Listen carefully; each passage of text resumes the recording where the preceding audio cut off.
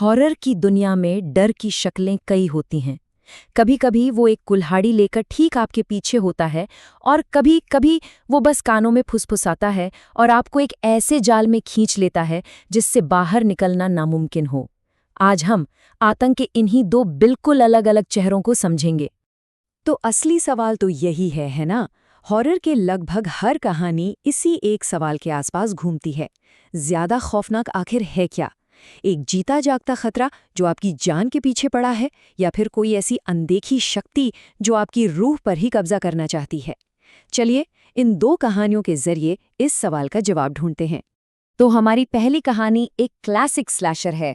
यहाँ डर बिल्कुल सीधा और सामने से वार करने वाला है।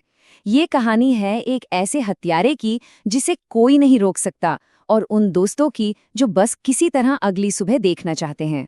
सोचिए, सब कुछ एकदम नॉर्मल लगता है। टिमी अपने दोस्तों गुल्ली और बुल्ली का इंतजार कर रहा है। घर है, सेफ्टी है, रात शांत है। लेकिन तभी घर का सबसे वफादार साथी, उसका कुत्ता, बेचैन होने लगता है। और ये डर का पहला सिग्नल है, एक चेतावनी कि कुछ बहुत बहुत ही ज्यादा गलत होने वाला है। और फिर देखते ही देखते हालात बिगड़ने लगते हैं। कुत्ता जो टिमी को बचाने की कोशिश कर रहा था, मारा जाता है। फिर बिजली चली जाती है। पूरा घर अंधेरे और खौफ में डूब जाता है। और तभी टिमी उसे पहली बार देखता है, माइकल मायर्स। एक खूनी झड़प होती है। टिमी पर कुल्हाड़ी से हमला होता है और वो अपनी जान बचाने के लिए भागता है। और ठीक उसी वक्त गुल्ली और बुल्ली वहां पहुंच जाते हैं, इस बात से अनजान कि वो मौत के खेल में शामिल होने वाले हैं। यही तो माइकल मायर्स के किरदार का असली खौफ है। आप उससे छिप नहीं सकते, आप उससे भाग नहीं सकते। वो हमेशा देख रहा है, हमेशा पीछा कर रहा है, और वो कभी थकता नहीं। वो जैसे जैसे कुदरत की कोई ताकत हो जिसे रोका नहीं जा सकता। और यही बात स्लैशर हॉरर को इतना डरावना बनाती है। तो एक तरफ वो डर है जो आपके पीछे भागता है, और दूसरी तरफ वो जो आपके दिमाग में ही घर कर लेता है। चलिए, अब गियर बदलते हैं और एक बिल्कुल अलग किस्म के डर की दुनिया में चलते हैं। यहाँ कोई कुल्हाड़ी नहीं है, कोई भागदौड़ नहीं है। यहाँ डर धीरे धीरे फैलता है, माहौल से और मनोवैज्ञानिक खेल से। अनिल, एक फैक्ट्री मैनेजर, अपने परिवार के लिए घर ढूंढते हुए रत्नागिरी पहुंचता है और उसे मिलती है एक आलीशान हवेली जिसका किराया इतना कम है कि यकीन ही ना हो। ऐसा लगता है जैसे कोई सपना सच हो गया हो, है ना? लेकिन सुपरनैचुरल हॉरर में जो चीजें सच होने के लिए बहुत अच्छी लगती हैं, अक्सर वही एक बुरे सपने की शुरुआत होती हैं। स्लैशर के सीधे हमले से बिल्कुल अलग यहाँ का जाल बहुत सलीके से बिछाया जाता है। पहले रानी अनिल को अंदर आने का लालच देती है, फिर उसे मेहमान नवाजी और सुरक्षा का झूठा एहसास कराती है। वो उसे कम किराए का लालच देकर धोखा देती है, और आखिर में एक अंगूठी और सिंदूर के तोहफे के साथ उस श्राप पर मोहर लगा देती है, जिससे अनिल हमेशा के लिए उस हवेली से बंध जाता है। रानी का ये बुलावा सिर्फ एक हवेली में आने का नहीं है, ये अपनी मर्जी से एक जाल में कदम रखने का बुलावा है। डर इस बात से पैदा होता है कि शिकार को फंसाया जा रहा है, और वो खुद ही अपनी बर्बादी की तरफ पहला कदम बढ़ा रहा है। तो इस अनदेखे खतरे से बचाव क्या है? कोई हथियार नहीं, बल्कि विश्वास। कलावा, एक मामूली सा पवित्र धागा, अनिल की पत्नी बबीता और उसकी बेटी के लिए अकेली ढाल बन जाता है। ये सिर्फ एक धागा नहीं है, ये आस्था का एक बहुत मजबूत प्रतीक है जो बुराई के खिलाफ एक दीवार खड़ी कर देता है।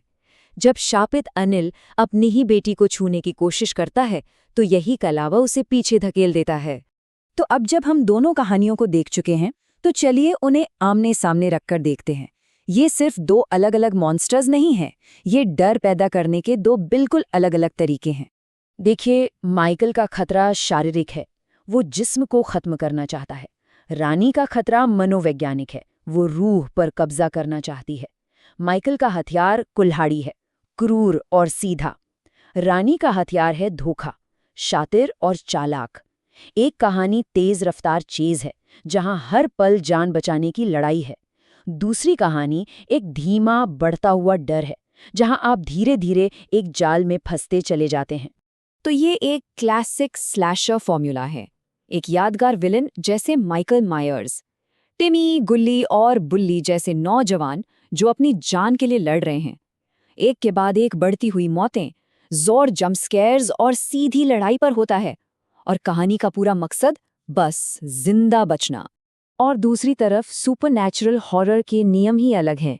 यहाँ रत्नागिरी की हवेली जैसी एक भूतहा जगह है, रानी जैसी एक शातिर आत्मा है जो शिकार को फंसाती है। डर पैदा करने के लिए अंगूठी और सिंदूर जैसी शापित चीज़ों का इस्तेमाल होता है। यहाँ जंप स्केयर से ज़्यादा माहौल और सस्पेंस पर ध्यान दिया जाता है। और सबसे बड़ी बात, यहाँ सिर्फ शरीर नहीं, आत्मा भी दांव पर लगी होती है। तो इन दोनों कहानियों को समझने के बाद हम डर के बारे में क्या सीखते हैं? ये हमें हमारे सबसे गहरे, सबसे पुराने डर के बारे में क्या बताता है? जब हम इसे तोड़कर देखते हैं तो स्लैशर एक बहुत ही सीधे डर को निशाना बनाता है, एक हिंसक मौत का डर।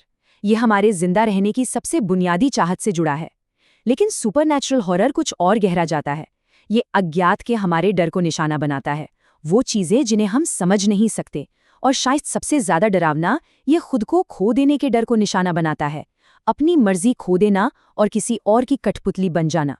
एक हमारे शरीर पर हमला करता है, दूसरा हमारे दिमाग पर।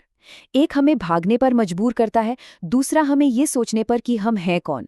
दोनों ही असरदार हैं, लेकिन ये हमारे दिमाग के बिल्कुल अलग अलग कोनों में डर पैदा करते हैं। और इसीलिए मैं आपको इसी सवाल के साथ छोड़कर जाता हूँ, ज्यादा डरावना क्या है? माइकल मायर्स जैसा कोई बाहरी खतरा जो दरवाजा तोड़कर अंदर घुसाता है, या फिर रानी जैसी कोई अंदरूनी ताकत जिसे जाने अनजाने में खुद अपनी जिंदगी में आने का न्योता दिया गया हो? असली बुरा सपना कौन सा है? शायद इसका जवाब इस बात पर निर्भर करता है कि इंसान को सबसे ज्यादा डर किस चीज से लगता है।